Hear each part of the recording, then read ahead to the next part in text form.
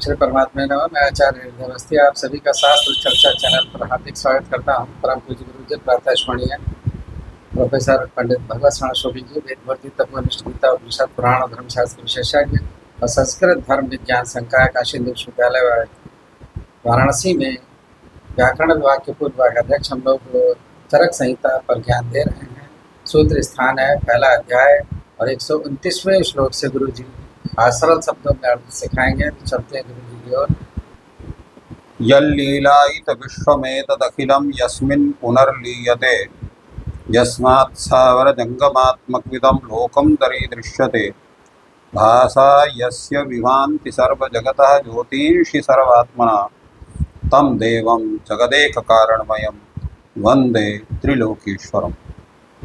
शास्त्र चर्चा इस चैनल से संबद्ध सभी विद्वद्गण, सभी जिज्ञासु छात्रवृंद, सहृदय सज्जन वृंद एवं इस चैनल के व्यवस्थापक आचार्य हरि हृदय अवस्थी जी, आप सभी का चरक संहिता के सूत्र स्थान प्रकरण के दीर्घन जीवितीय अध्याय के विचार परंपरा में स्वागत है।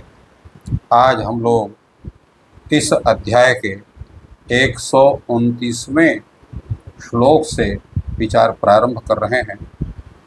इस श्लोक में बतलाया गया है कि कुर्यान्निपतितो मूर्ध्नि सशेषम वासवाशनिः सशेषमातुरम कुर्यात् नत्वज्ञमतम औषधम।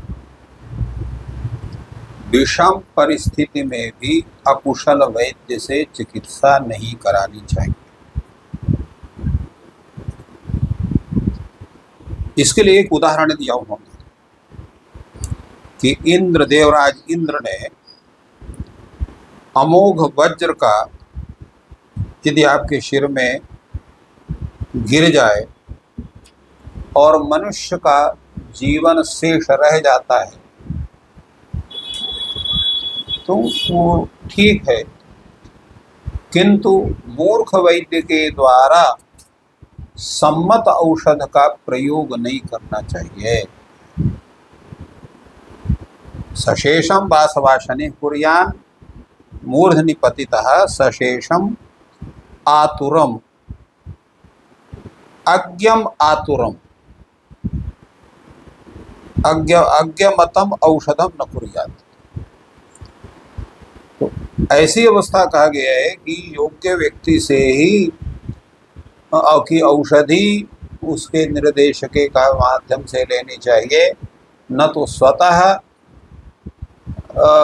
किसी सामान्य व्यक्ति के द्वारा किसी औषधि का सेवन करना चाहिए, न जो है अयोग्य जो है चिकित्सक से भी किसी भी औषधि का ग्रहण नहीं करना चाहिए।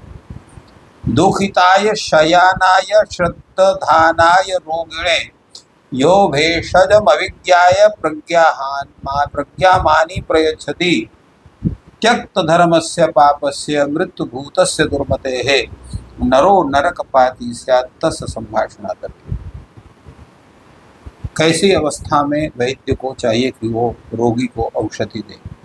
तो दुखिताय शयानाय श्रद्धानाय रोगिणे, ऐसा रोगी दुखी है, रोग के कारण शैया में पड़ा हुआ है और जो चिकित्सक वैद्य है उसके प्रति अत्यंत श्रद्धा करना, तो ऐसे रोगी को ही अगर कोई विद्वान वैद्य जो नहीं है, वो अपने को विद्वान समझने वाला जो वैद्य प्रज्ञामानी अविज्ञाय यो भेषजम प्रयच्छति, तो ऐसा प्रज्ञामानी जो आत्मानं प्रज्ञम मन्यते इति प्राज्ञमानी, जो अपने को अत्यंत विद्वान समझता हो और वस्तुतः हो ना, तो ऐसा जो व्यक्ति है, वैद्य है, मूर्ख वैद्य है, वह बिना समझे कुछ भेषजम अविज्ञाय प्रयच्छति, वो नहीं समझ रहा है कि ये औषधि रोग के लिए अच्छी होगी कि नहीं, इस बात को बिना समझे अगर कोई औषधि देता है तो ऐसा व्यक्ति क्या होता है? त्यक्त धर्म। तो त्यक्त धर्म अर्थात धर्म का त्याग करने वाला है, अधर्मी, और पापस, वो पापी है, और मृत्युभूतस्य दुर्मते, वह दुर्मति जो है साक्षात जो है वो यमराज का स्वरूप धारण करने वाला है, जो इस तरह से बिना समझे किसी श्रद्धा करने वाले रोगी को भी जो है बिना समझे औषधि प्रदान करता है। तो ऐसा जो व्यक्ति है वो क्या होता है, ऐसा नरा जो वैद्य है नरक पाती स्यात्, वो नरक में गिरता है।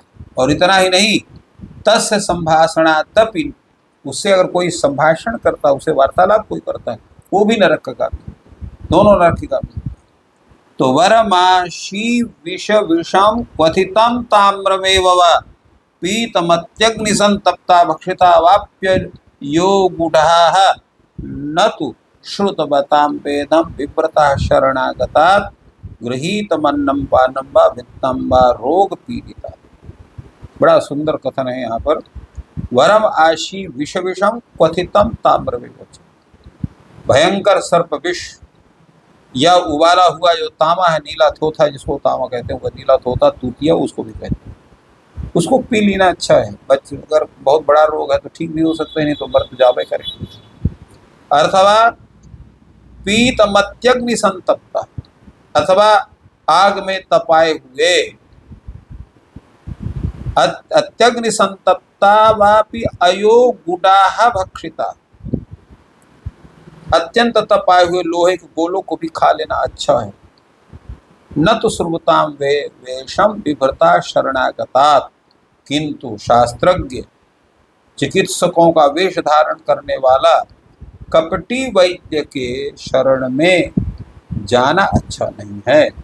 क्यों? ऐसा जो व्यक्ति उसके शरण में आए और रोग पीड़ित व्यक्ति से वह व्यक्ति क्या करे, शरणागतात् गृहीतम अन्नम पानम वा वित्तम वा रोग पीड़िता, तो शरणागत आए हुए अत्यंत रोगी है, निर्धन है, किसी प्रकार को कुछ उसके पास नहीं है और किसी वैद्य के पास आया हुआ है, उससे वो धन चाहता है, उसे अन्न चाहता है, उससे कुछ पदार्थ चाहता है, ऐसा व्यक्ति जो है वो अत्यंत दुष्ट माना जाता है। क्योंकि ऐसे जो है दीनहीन शरणागत रोग पीड़ित व्यक्ति की उसका चिकित्सा करना उचित है, उससे द्रव्य लेकर उसका शोषण करना उचित नहीं।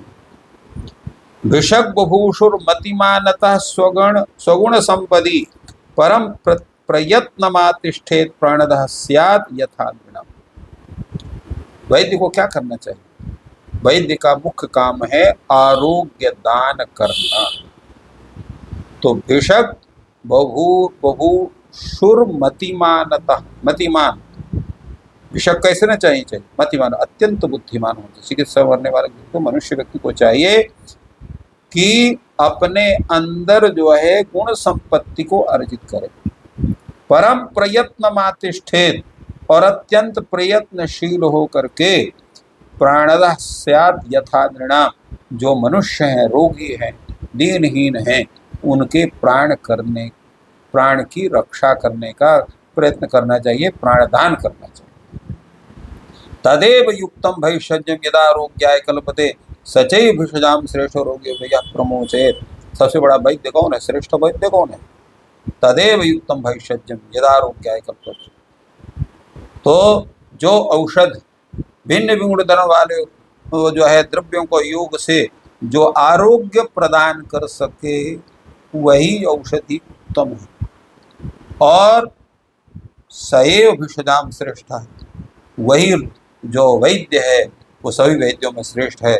रोगेभ्यः यः प्रमोचयेत्, जो अपने रोगियों के उनके रोग से जो है रोगियों को उनके रोग से उनको दूर कर दे, अर्थात उनका रोग ठीक कर दे। तो सम्यक प्रयोगम सर्वेषां सिद्धिराख्याति कर्मणाम सिद्धिराख्याति सर्वैश्च गुणैर्युक्तैः भिषक्तमम्।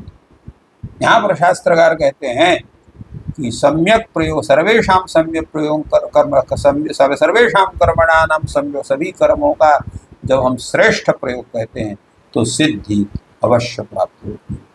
और सिद्धिराख्याति सर्वैः गुणैः युक्तम भिषक्तमम् सिद्धिराख्याति। और सिद्धि क्या करती है?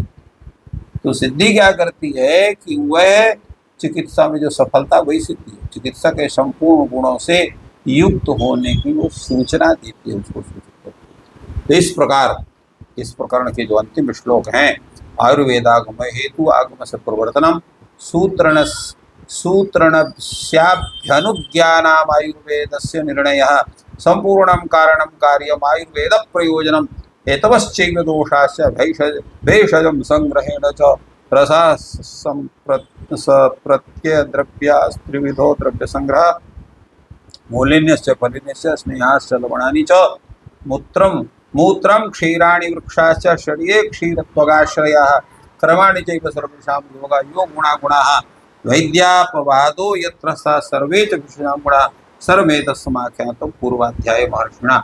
इस अध्याय में क्या क्या कहा गया?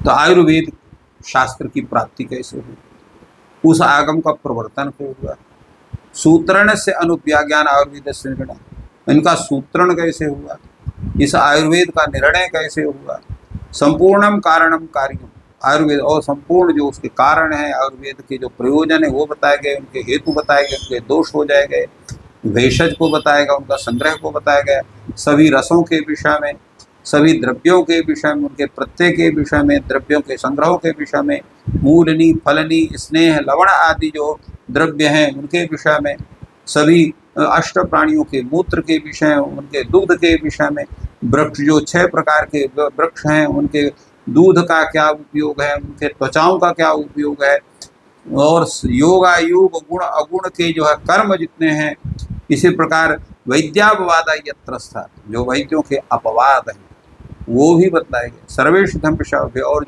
जो औषधियों के हैं वैद्यों के जो गुण हैं उन सभी का जो है विचार इस अध्याय में किया गया। प्रथम अध्याय जो सूत्र स्थान का है वो हम लोग को सरल शब्दों में बताया, आज वो पूर्ण हुआ और अब आगे दूसरा अध्याय चालू होगा।